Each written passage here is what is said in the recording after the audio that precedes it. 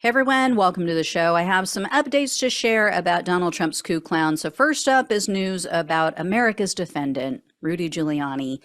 I mentioned last week the Arizona prosecutors said they were having trouble locating him to serve Giuliani with his indictment for part of that alleged coup attempt. So they found him about 10 p.m. last Friday night. Giuliani made the mistake of posting on Twitter. He posted a photo of himself at his birthday party, and he wrote, quote, "If Arizona authorities can't find me by tomorrow morning, one, they must dismiss the indictment. Two, they must concede they can't count votes." Yeah, well, Giuliani's gloating did not last long because about an hour later, the authorities crashed his 80th birthday party and they served him with the documents.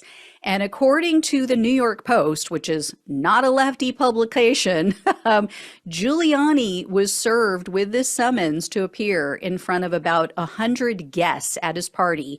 Roger Stone was there, Steve Bannon, people like that, other people who have been served themselves. So the party was held in a Palm Beach, Florida home of a Republican consultant. And there aren't any details that have come out about how they gained access or how they got this to him, but apparently they served him right after the guest finished singing him happy birthday. And then the Post said some of the attendees started screaming when he was served, and one woman started crying. Really? With joy. That's why I'd be crying, with joy. So anyway, Arizona Attorney General Chris Mays, she took a little shot at Giuliani after this. She shared Giuliani's tweet and she wrote, quote, "The final defendant was served moments ago. At Rudy Giuliani, nobody is above the law." And then Giuliani got more bad news. This also happened last week at the end of the week.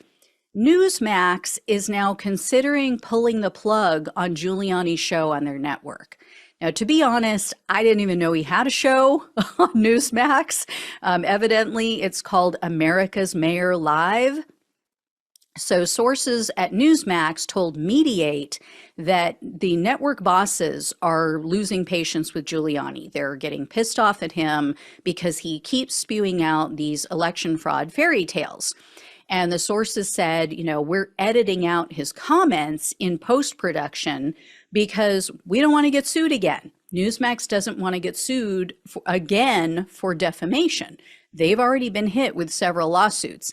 And a Newsmax staffer told Mediate that Giuliani isn't allowed to appear live on any other Newsmax shows for this same reason. And one of these sources said, quote, "Giuliani was once a brilliant attorney and champion of New York City, but he has completely given in to the delusion that the election was stolen.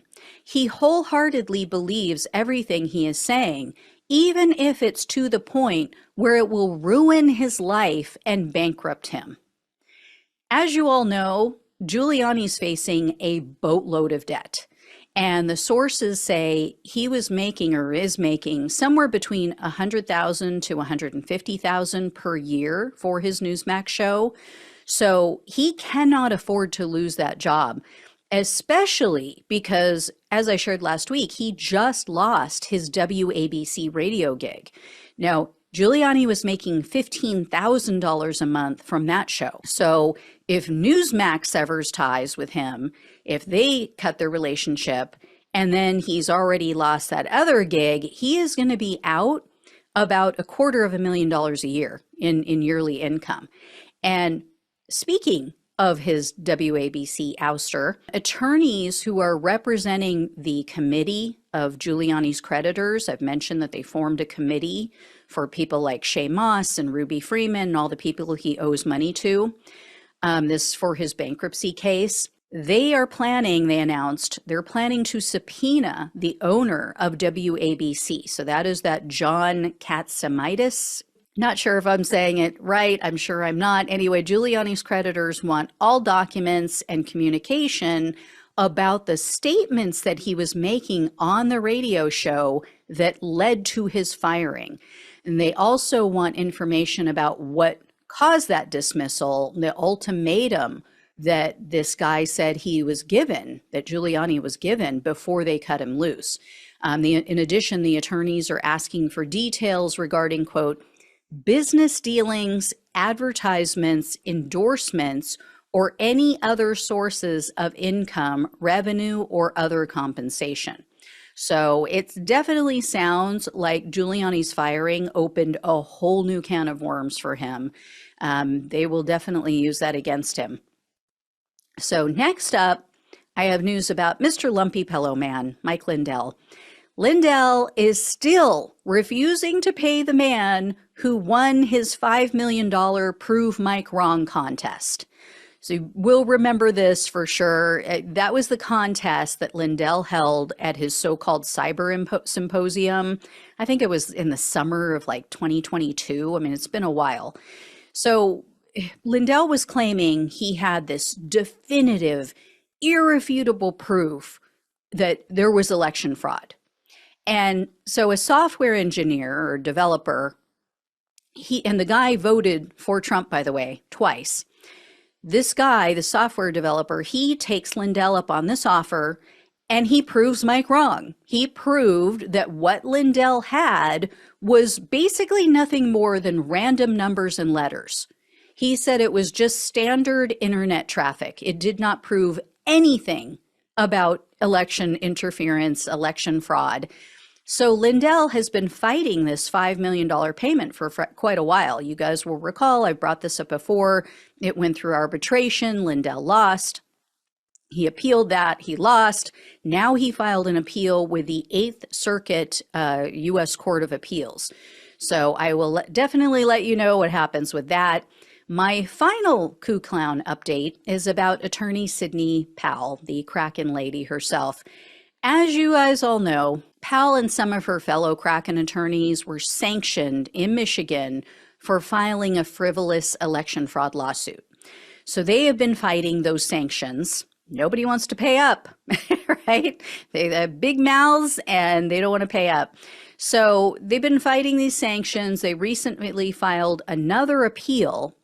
And not only did the appeals court refuse to take up the case, but they also warned Powell and the other attorneys, quote, be mindful of the possibility of sanctions for frivolous filings in this court. And then the appeals court also said, quote, given that the sanctioned attorneys continue to file meritless motions, we order that they must seek leave of the court for any future filings. So in other words, they're telling Powell and the others, you are getting on our nerves. You are wasting the court's time. So in the future, you cannot file anything with this court about this case without our express approval. And if you are given approval and you do file something, it better be legitimate or we're going to hit you with additional sanctions. So the threat seems to have finally gotten through Powell's thick skull because she has said now that she and the other attorneys are going to drop it. They're going to pay the $152,000. They're going to end their attempt to overturn the decision, which is so ridiculous. She has brought in millions of dollars.